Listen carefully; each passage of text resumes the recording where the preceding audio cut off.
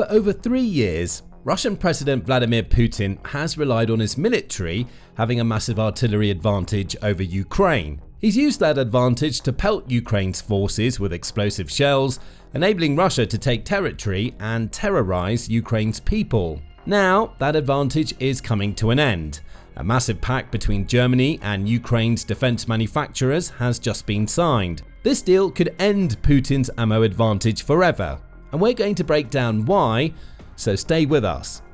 On May 13, the German arms manufacturer, Rheinmetall, announced that it had signed an exclusive deal with the Ukrainian defense industry joint stock company, also known as Ukroboronprom. Their memorandum of cooperation, which is already signed and sealed, will see the two combine forces to create production facilities for artillery ammunition within Ukraine. In other words, Ukraine won't be relying on its partners to provide ammunition for much longer. With Germany's help, it will transform itself into an artillery producer that can match anything that Putin brings to the table. When announcing the deal, General Director of Ukroboronprom, Ole Hulia, had this to say: "The full-scale war has proven that the need for artillery shells is huge, and the existing capabilities of enterprises are not enough to fully cover it. Therefore, each new ammunition plant, each new production line are critically important for providing the army. We must use all opportunities to create such facilities." And using that opportunity is exactly what Ukraine intends to do. Ukroboronprom signed the deal with Rheinmetall during a special ceremony that took place in Madrid, highlighting that Ukraine's other Western partners are on board. Militani reports that it will involve each group working together in the future, though based on separate agreements to build production facilities in Ukraine. Just how much artillery ammunition those facilities are intended to produce, and even when they'll come to fruition, is still up in the air. But while cooperation between Rheinmetall and Ukroboronprom is nothing new, there's something else incredibly important happening here.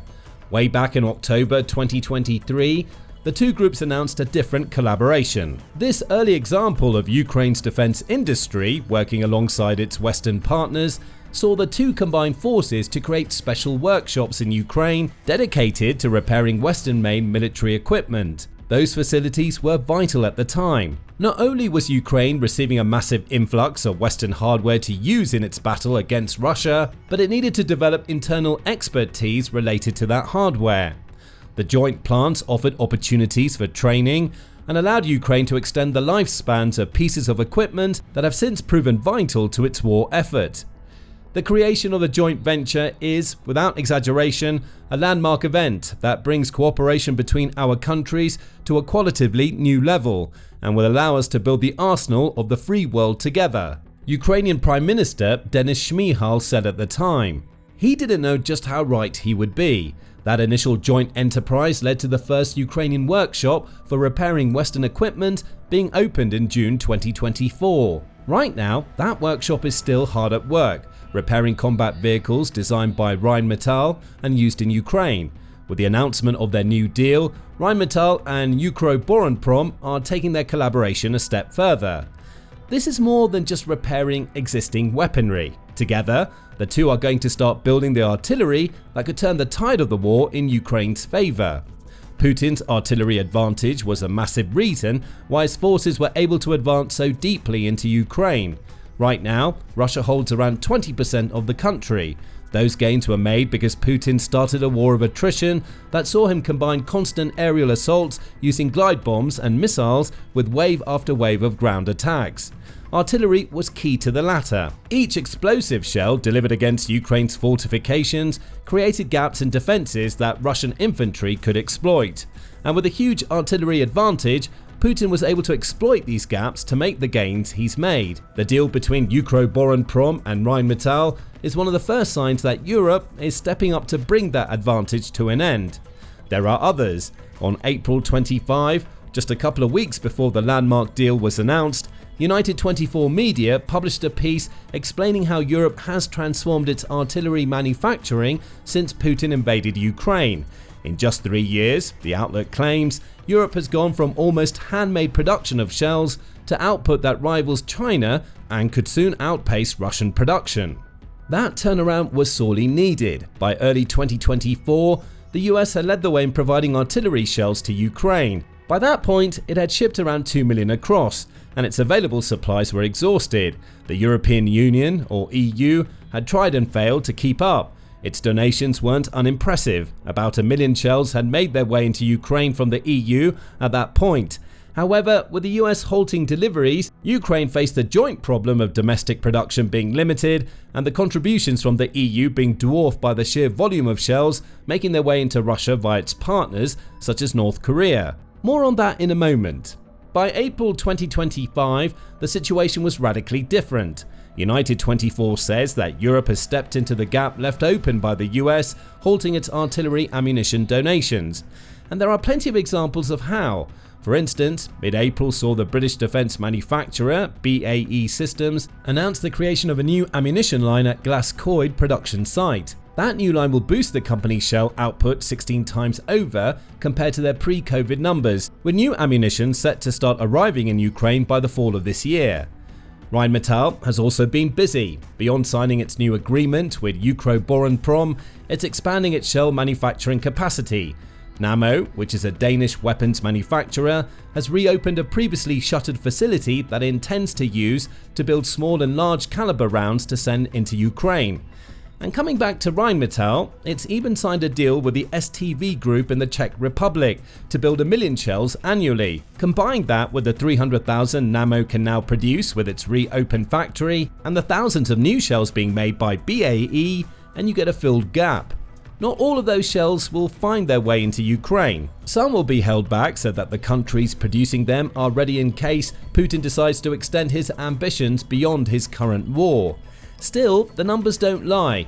Europe is stepping up its game.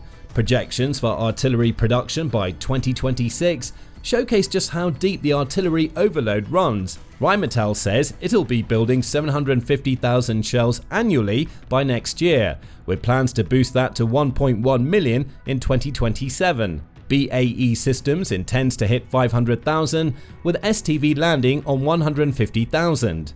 France's Nexter KNDS will be building more than 100,000 new shells by 2026, along with a similar number of shell casings that other countries might be able to load with explosives. Even Poland is getting in on the act. Its defense manufacturer, PGZ, intends to hit production numbers of around 150,000 by 2026.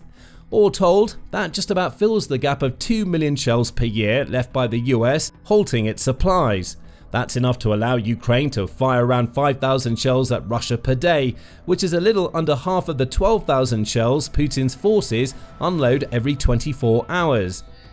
The deal between Rheinmetall and Ukroboronprom only adds momentum to this artillery turnaround. Beyond the hundreds of thousands of shells it's going to receive from its partners, Ukraine now stands to be able to build its own ammunition in the very near future. Putin will no doubt be stunned by this move. He thought he had the artillery aspect of the war in the bag, and at first glance, it would appear he still does. After all, 12,000 shells per day compared to around 5,000 suggests that Russia still holds the majority of the artillery cards. However, those numbers don't tell the full story. Just a year ago, the situation looked a lot rosier for Russia's forces. For instance, March 2024 saw CNN report that Russia was on pace to produce 3 times more artillery shells than the US and Europe combined.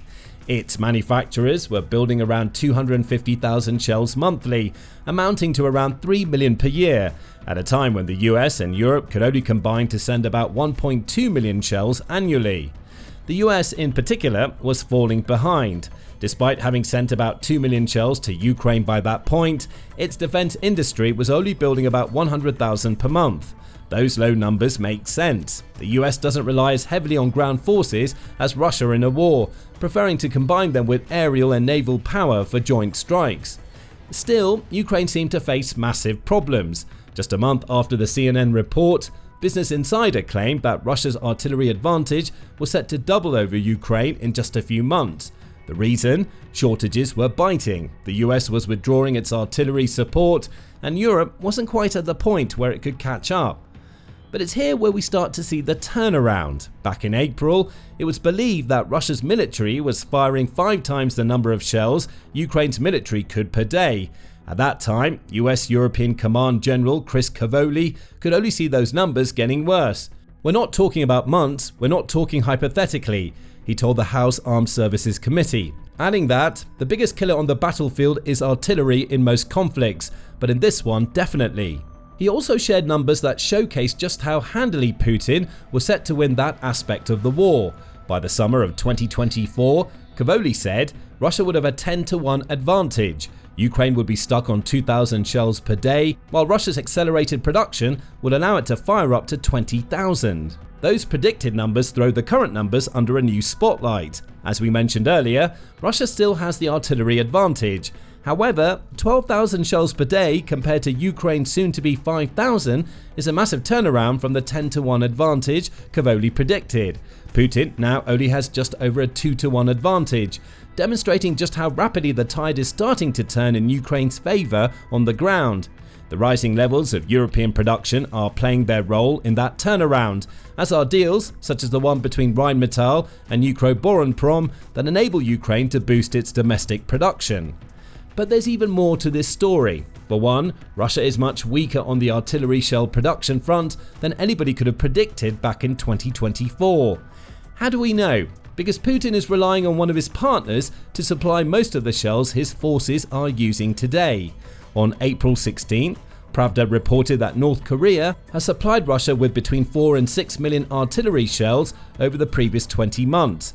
Those deliveries, which are systematic and have taken place via shadowy sea and rail routes, gave Russia's military a significant boost. All told, Pravda says, the open source center says there have been at least 64 trips made by Russian ships to the North Korean port of Rajin between September 2023 and March 2025. Those trips have resulted in 16,000 containers of North Korean shells arriving in Russia. Those shells were likely accompanied by other weapon systems, including ballistic missiles, multiple launch rocket systems, and self-propelled artillery units. But hold on a second. Back in April 2024, Russia was supposed to be building 3 million shells per year itself. Yet, here we see that the majority of what Russia is now using in Ukraine is actually coming from North Korea. And the majority may not be the correct term. Try all of it. In its follow-up report on the North Korean artillery shell deliveries, the Moscow Times suggested that what North Korea is now sending to Russia accounts for up to 100% of the shells Putin's forces are now using in Ukraine. Without that North Korean support, Russia couldn't have kept up its artillery bombardment. That's according to the GUR, which is Ukraine's military intelligence agency. Without help from the DPRK, or the Democratic People's Republic of Korea, the Russian army shelling of Ukrainian defensive positions would have been cut in half. It says, without Chairman Kim Jong-un's support, President Vladimir Putin wouldn't really be able to prosecute his war in Ukraine, added former UN panel coordinator Hugh Griffiths. The message was clear. Russia's artillery advantage isn't all that it appears to be. Putin needs his external partners to keep the flow of shells coming into his country just as much as Ukraine needs its partners. And right now, Russia's leader faces a situation where internal production is faltering and his North Korean ally is burning through its stockpiles, while Europe seems to be collectively bolstering the number of shells it can deliver to Ukraine. Add the deal between Rheinmetall and Ukroboronprom into the mix, and Putin also has to deal with Ukraine preparing itself for a significant boost to its domestic production. The artillery situation doesn't look anywhere near as rosy for Russia as it did in 2024. So how did things end up getting so bad for Russia?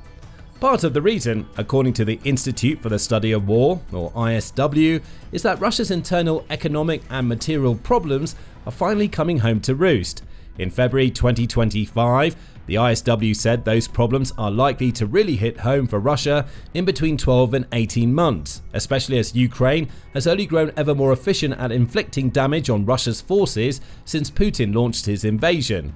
The numbers backed up the ISW's assertions. It said at the time that Ukraine had shared just how much of Russia's military hardware it had managed to take out during 3 years of war. On the artillery front, 13,050 of Russia's systems lay in ruins, a number that's grown to 27,780 in May, according to Ukraine's Ministry of Finance. Therein lies the problem for Putin. He can source as many artillery shells from North Korea as he wants, but they don't mean much when the systems he needs to fire those shells are being raised.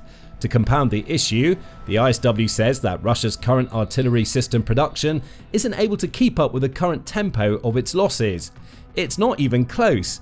Russia can only produce around 50 artillery barrels per year, according to the group's report, and is unable to scale up those numbers. That's because it only has 2 factories capable of building the barrels. Russia's other facilities don't have the specialized machines needed and would become targets for Ukraine's growing missile and drone arsenal if they did. For context, May 13 saw Russia lose 62 of its artillery systems in a single day. If it's only building 50 barrels per year, it's not even building enough in an entire year to replace the systems Ukraine is destroying, sometimes in just one day. Now we're getting some insight into why Russia's artillery advantage is declining so much. Putin still has plenty of shells thanks to North Korea. He just doesn't have the guns he needs to fire those shells in the face of a resurgent Ukraine that, thanks to its new deal with Rheinmetall and Europe's collective focus on building new shells, is starting to claw away at the advantage. It all adds up to Putin losing one of the most critical things he's been able to hold over Ukraine since he launched his invasion. Ukraine's commander-in-chief of its military, Oleksandr Syrsky, hinted at this on April 9. He noted that long-range Ukrainian strikes against Russia's artillery production facilities and existing ammunition stockpiles had cut Russia's rate of daily artillery fire in half. When Putin invaded, Russia's soldiers fired around 40,000 rounds per day. Now it's 23,000. We continue to expand in this direction, Syrsky said at the time, increasing the number, scale and capabilities of our deep strike, and have already passed the 1,700 kilometers, approximately 1,056 miles mark. Our teams are also increasing the unmanned component. In other words, while Russia struggles to produce more shells and artillery gun barrels, Ukraine is hitting hard with missile and drone strikes that eat into its stockpiles.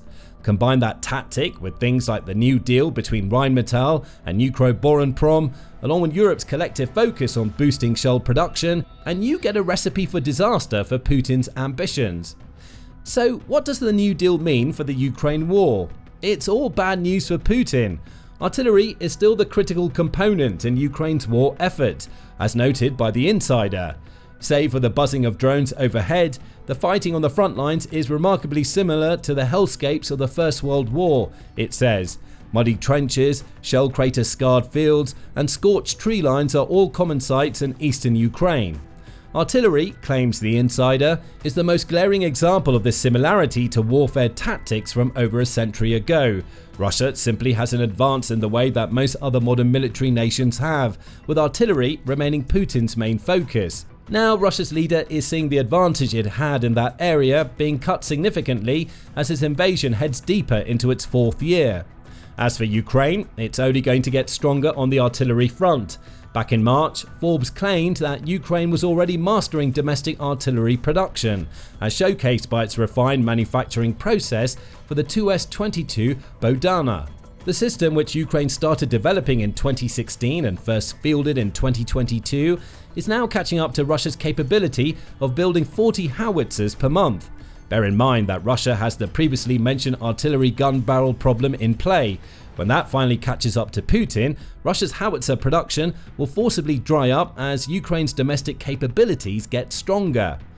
The deal between Rheinmetall and Ukroboronprom isn't a game changer on its own, but it's the latest in a long line of moves Ukraine and its European partners have been making over the past year to eat away at Russia's artillery advantage. Putin is seeing his stockpiles get devastated, both at home and on the Ukrainian battlefield. He knows his production can't keep up with Russia's losses for much longer, and he can't rely on North Korea forever. Now, he's dealing with a resurgent Ukraine that's building more artillery and getting more shells than ever before. The ground aspect of the Ukraine war is changing. Soon, momentum is going to shift toward Ukraine. But what do you think about the deal between Rheinmetall and Ukroboronprom? What does it signify for the Ukraine war, and how do you think Putin might try to adapt? Is Russia even capable of dealing with Ukraine's growing artillery capabilities? Let us know your thoughts in the comments, and don't forget to subscribe to The Military Show for more up-to-date news and analysis about the war in Ukraine, the Middle East, and other conflict zones around the world. We're a completely independent news source that strives to bring you the most accurate and unbiased news possible, and we truly appreciate your support.